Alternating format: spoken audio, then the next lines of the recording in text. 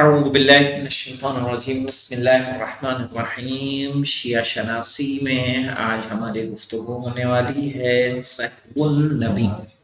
سہو کہتے ہیں بھولنے، اور کچھ آیات اس طرح کی آپ کو نظر آئیں گی کہ جس سے یہ اشارہ ہوتا ہے کہ ہاں انبیاء کرام سے کچھ غلطیاں سرزد ہوتی ہیں، لیکن وہ غلطی نہیں بلکہ ہم اس کو کیا بولتے ہیں؟ ترک اولا۔ یعنی دو چیزیں ہیں، وہ جائز ہے لیکن اولویت کسی اور چیز کو ہے، اور وہ جس چیز کو اولویت ہے وہ چھوٹ رہا ہے۔ آئیے دیکھتے ہیں سہو النبی کے عنوان میں کیا ہمارے سامنے موجود ہے۔ کہہ رہے ہیں کہ گزشتہ مطالب سے واضح ہو جاتا ہے کہ انبیاء الہی کے بارے میں سہو و نسیان کا تصور بے بنیاد اور غلط ہے۔ خواہ سہو و نسیان گفتار میں ہو، گفتار یعنی بات چیت میں ہو، یا اعمال میں، شرعی امور میں ہو یا روزمرہ کے معمولات زندگی میں، صحیح ہے، ان میں کسی طرح کی غلطی نہیں ہوتی۔ مثلا جناب یوسف کے بھائی اپنے والد کے بارے میں کیا تصور کرتے تھے کہ ہمارے والد ناانصافی سے کام لیتے ہیں، صحیح ہے، یوسف کو زیادہ چاہتے ہیں اور ہمیں نہیں چاہتے، ہمیں علی سرزنش کرتے رہتے ہیں، یوسف کو کچھ نہیں کہتے، صحیح ہے۔ تو ان کی نگاہ میں ان کے والد ان کے لیے کیا تھے؟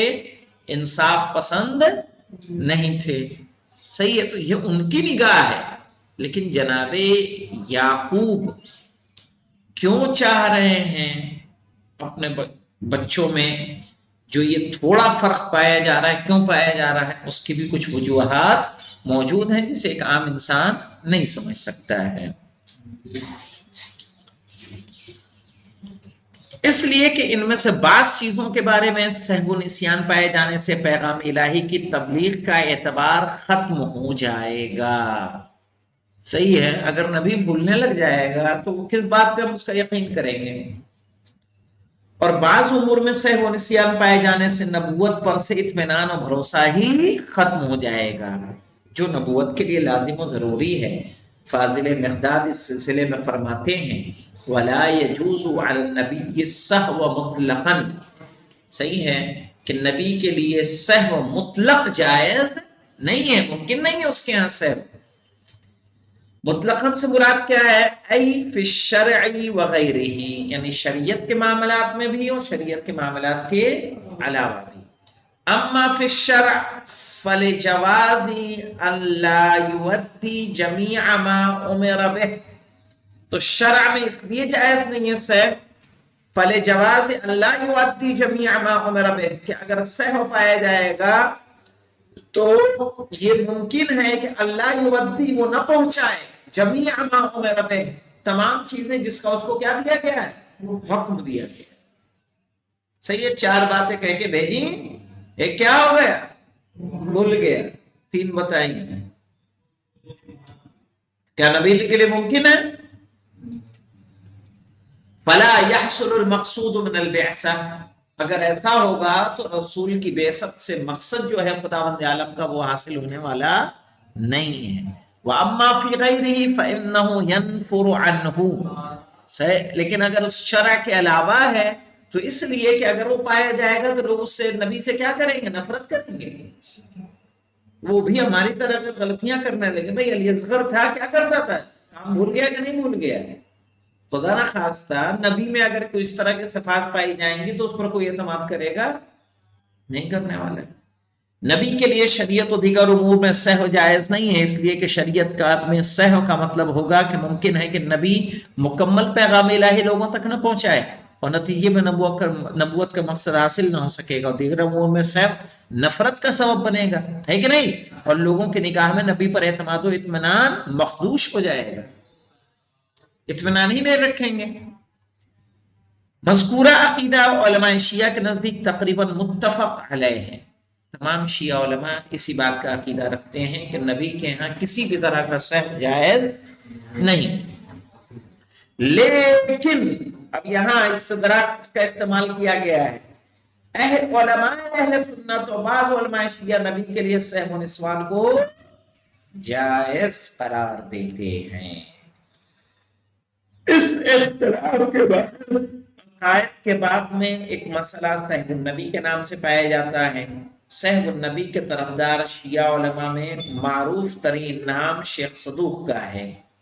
شیخ صدوق اس عقیدے کی اتنی شدت سے قائل ہیں کہ ان کے یہاں کہ انکار کو غلو سے تعبیر کرتے ہیں. ان کی دلیل وہ احادیث ہیں جو نماز ظہر کی رکعتوں یا نماز صبح کے قضا ہونے کے بارے میں پیغمبر اکرم صلی اللہ علیہ وآلہ وسلم کے سہو سے متعلق ہیں. نمبر 2 من لا يحضر الفقیہ جلد 1 صفحہ 360، الکافی جلد 3 صفحہ 355، باب من تکلم فی الصلوات حدیث اول.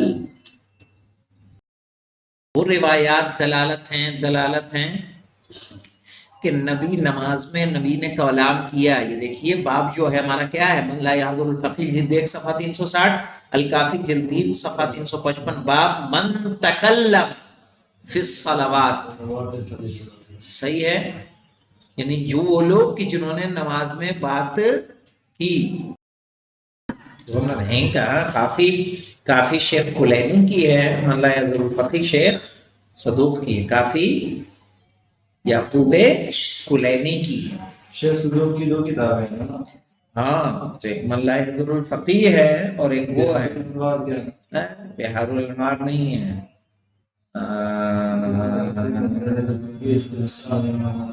نہیں بس ان کی ہے، ان کی ہے 2، شیخ توسی کی تہذیب اور استفسار. آئیے دیکھتے ہیں اگر وہ روایت یہاں موجود ہو، ورنہ تو ہم روایت کو سرچ کرنے کی کوشش کریں گے. اگرچہ ان میں بعض روایت سند کے اعتبار سے معتبر اور صحیح ہیں، لیکن اکثر شیعہ علماء نے ان پر عمل نہیں کیا ہے. دکھ رہا ہے، بعض روایات سند کے اعتبار سے معتبر اور صحیح ہیں لیکن اکثر شیعہ علماء نے ان پر عمل نہیں کیا ہے. جس کی وجہ یہ ہے، اولاً تو انبیاء الہی کے حق میں سہو و نسیان کا باطل و غلط ہونا حکم عقل کے مطابق ہے، اور مذکورہ روایت خبر واحد اور دلیل ظنی ہے. صحیح ہے. اب یہاں آپ کو فائدہ کس کا ملے گا؟ اصول کا. صحیح ہے کہ خبر واحد ہے اور دلیل ظنی ہے. دلیل عقلی کے مقابلے میں ظنی دلیل قابل قبول نہیں ہوتی، خاص طور پر اس بات کے پیش نظر کہ سہو النبی کا تذکرہ جن روایات میں پایا جاتا ہے وہ روایات اگرچہ فروع دین سے تعلق رکھتی ہیں، لیکن بنیادی طور پر یہ مسئلہ نبی کے اوصاف سے تعلق رکھتا ہے، اور نبی کے اوصاف کا مسئلہ عقائد کا حصہ ہے، اور عقائد میں دلیل ظنی کی کوئی حیثیت نہیں ہوتی. اس لیے شہید اول اپنی کتاب ذکرہ میں ذوالیدین کی روایت نقل کرنے کے بعد فرماتے ہیں. ذوالیدین کے بارے میں آئیے دیکھ لیتے ہیں. ذوالیدین اس شخص کا لقب ہے جس نے مذکورہ روایات کے مطابق پیغمبر کو نماز میں آپ کے سہو کی جانب متوجہ کیا. غالباً اس کے ہاتھ بہت زیادہ لمبے تھے، اس لیے اس نام سے مشہور ہوا. صحیح ہے کی روایت نقل کرنے کے بعد فرماتے ہیں کتاب ذکرہ میں مولانا. صحیح ہے نا، لمحہ میں ہم بار بار اس کا جو ہے اس کی طرف وہ کرتے ہیں. وَهُوَ مَتْرُوكٌ بَيْنَ الْإِمَامِيَّةِ کہ یہ روایت کیا ہے؟ ترک کر دی گئی ہے لقیام الدلیل العقلی علی عصمت النبی عن السہو، اس لیے کہ دلیل عقلی قائم ہے نبی کے عدم نسیان پر، کہ نبی کیا ہونا چاہیے؟ معصوم ہونا چاہیے. دلیل عقلی کے سامنے دلیل ظنی قابل قبول نہیں ہے. اور دوسری بات انہوں نے کیا کہی؟ عقائد میں دلیل ظنی کی کوئی جگہ نہیں ہے. صحیح، 2 باتیں کہی نا، دلیل ظنی دلیل عقلی کے مقابلے میں نہیں ٹکنے والی، دوسری بات عقائد میں دلیل ظنی قابل قبول نہیں ہے. شیعوں کے ہاں اس روایت پر عمل نہیں کیا جاتا، اس لیے کہ نبی کے سہو سے معصوم ہونے پر دلیل قائم ہو چکی ہے. دوسرے یہ کہ صحیح النبی سے متعلق روایات ان کثیر روایات سے متعارض ہیں جن میں صحیح النبی کا انکار کیا گیا ہے، یعنی وہ روایت جو صحیح النبی کا اقرار کر رہی ہیں، کہیں اس سے کہیں زیادہ روایت ہیں کہ جو صحیح النبی سے کیا کر رہی ہیں، انکار کر رہی ہیں. تو وہاں تعارض ہوگا کہ نہیں ہوگا؟ معروف شیعہ محدث شیخ حر عاملی نے اس موضوع سے متعلق اپنے مؤلفہ میں کتاب میں ان روایات کو جمع کیا ہے. 3 نمبر پہ آئیے مولانا، بہت مہم ہے یہ. التنبیہ بالمعلوم من البرہان علی تنزیہ المعصوم عن السہو والنسیان. یہ ان کی کتاب ہے مولانا، کس کی؟ شیخ حر عاملی. ہاں، ایک جانب ان روایات کی کثرت اور دوسری جانب صحیح النبی کو ثابت کرنے والی روایات کا اہل سنت کی احادیث کے موافق ہونا اس بات کا موجب ہے کہ صحیح النبی کی روایات کو نادر، نادرست اور صحیح النبی کا انکار کرنے والی روایت کو صحیح تسلیم کیا جائے. اس طرح نبی کے قول یا فعل میں صحیح کے امکان کا عقیدہ صحیح نہیں ہے اور اس پر کوئی معتبر دلیل نہیں ہے. اس نقطے کا تذکرہ بھی ضروری ہے کہ شیخ صدوق اس بات کی تاکید کرتے ہیں کہ نبی کے صحیح اور عام لوگوں کے صحیح میں فرق ہے. پیغمبر اکرم صلی اللہ علیہ وآلہ وسلم کا صحیح و نسوان رحمانی ہے. شیخ صدوق کے نظریے کے مطابق یہ صحیح و رحمانی اس لیے ہے تاکہ لوگ پیغمبر صلی اللہ علیہ وآلہ وسلم کے حق میں غلو میں مبتلا ہو کر آپ کی پرستش نہ کرنے لگیں. سمجھ میں آیا؟ یعنی ان کے یہاں صحیح خدا کی جانب سے ہے، وہ اس لیے ہے کہ لوگ ان کو اتنا بلند نہ سمجھنے لگیں کہ ان کی پرستش کرنے لگیں. یا مثلا جو لوگ نماز یا عبادت میں سہو میں مبتلا ہوتے ہیں ان کی ملامت نہ ہو. دوسری بات کہ رحمانی اس لیے ہے کہ رسول کو بھی مبتلا کیا گیا ان سہو میں، کیونکہ دنیا میں جو لوگ نماز میں غلطیاں کرتے ہیں لوگ ان کو بہت زیادہ برا بھلا نہ کہنے لگے، لہذا خدا نے اپنے نبی کو سہو مبتلا کر دیا. در حقیقت کے صدوق اس تبصرے کے ذریعے نبوت کے عظیم المرتبت مقام کو شیطانی سہو و نسیان کے وسوسے سے محفوظ ثابت کرنا چاہتے ہیں. لیکن بہر صورت جیسا کہ پہلے بھی بیان کیا گیا ہے کہ سہو النبوی کا تصور کسی صورت بھی قابل قبول نہیں ہے. آخر کلام میں یہ عرض کرنا بھی مناسب ہے کہ اہل سنت کے مجامع روائی میں صحیح النبی سے متعلق جو روایت نقل ہوئی ہیں ان میں اختلاف اور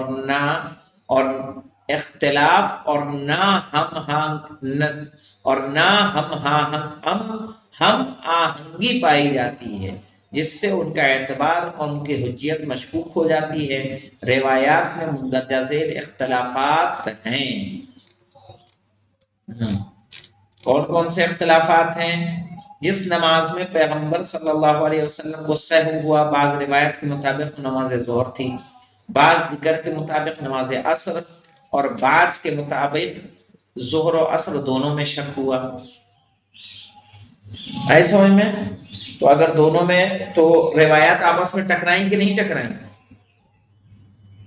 بعض روایت کے مطابق 1 رکعت کی زیادتی، بعض دیگر کے مطابق 1 رکعت کی کمی، اور اکثر روایات کے مطابق 2 رکعت کی کمی کا سہو ہوا تھا.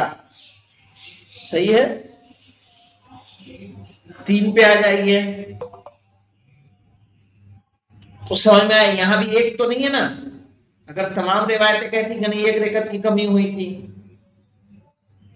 یا 2 رکعت کی کمی ہوئی تھی یا زیادتی ہوئی تھی تب تو کیا بات قابل قبول تھی، لیکن روایات آپس میں کیا ہیں؟ مختلف ہیں.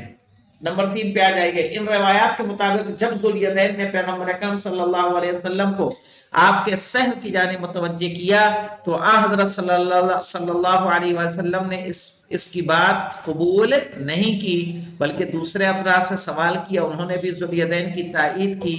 نتیجتاً پیغمبر اکرم صلی اللہ علیہ وسلم کو اپنے سہو کا یقین ہو گیا. اس کا مطلب یہ ہے کہ پیغمبر صلی اللہ علیہ وسلم کو صرف اپنی نماز کے متعلق ہی سہو نہیں ہوا، بلکہ آپ اپنے سہو کے بارے میں بھی تردد میں مبتلا تھے. یہ صفت اور ایسی حالت کسی بھی قیمت پر درجہ نبوت اور رسالت کے شایان شان نہیں ہے. یہ عام انسانوں کی کیفیت ہے، نہ کہ رسول جیسی شخصیت کی کیفیت ہے کہ نہیں ہے؟ ان روایات میں پیغمبر اکرم صلی اللہ علیہ وسلم کو یاد دلانے کے وقت میں بھی اختلاف ہے. بعض روایت کے مطابق نماز کے بعد بلا فاصلہ یاد دلایا گیا، بعض روایت کے مطابق اپنی جگہ سے اٹھنے اور مسجد میں ستون سے ٹیک لگانے کے بعد، اور بعض دوسروں کے مطابق اپنے حجرے میں داخل ہونے کے بعد. طے شدہ ہے کہ بقول قائلین یہ واقعہ صرف ایک مرتبہ پیش آیا. اس میں اتنے اختلافات کی توجیہ ممکن نہیں ہے. صحیح ہے، جب پوری زندگی کے رسول کی زندگانی میں صرف ایک مرتبہ ایسا واقعہ ہوا تو اتنے اختلاف پائے جانا چاہیے تھا. صحیح ہے کہ جو وہاں نماز پڑھنا ہے ان میں اتنا اختلاف پایا جا رہا ہے. بعض روایت میں منقول ہے کہ جب ذوالدین نے حضرت کو آپ کے صحن کی جانب متوجہ کیا تو پیغمبر اکرم صلی اللہ علیہ وسلم کو غصہ آ گیا. بدیہی ہے کہ صاحب خلق عظیم کے لیے ایسے موقع پر غیظ و غضب ہرگز روا نہیں ہے. صحیح ہے، جہاں رسول کی صحیح ہے پشت کو دیکھنے کے لیے کیا کر رہا ہے، کوڑا کچرا پھینکا جا رہا ہے تو رسول غصہ نہیں ہو رہے ہیں. چاہے کہ اگر آپ کو کسی غلطی کی طرف متوجہ کیا جا رہا ہے تو آپ ناراض ہو رہے ہیں، یہ رسول کے شایان شان نہیں ہے. یہ بہت مہم تھی بات ہمارے لیے. صحیح ہے، اب ایک اعتراض، اس کا جواب انشاءاللہ یہ کل پڑھیں گے. والحمدللہ رب العالمین.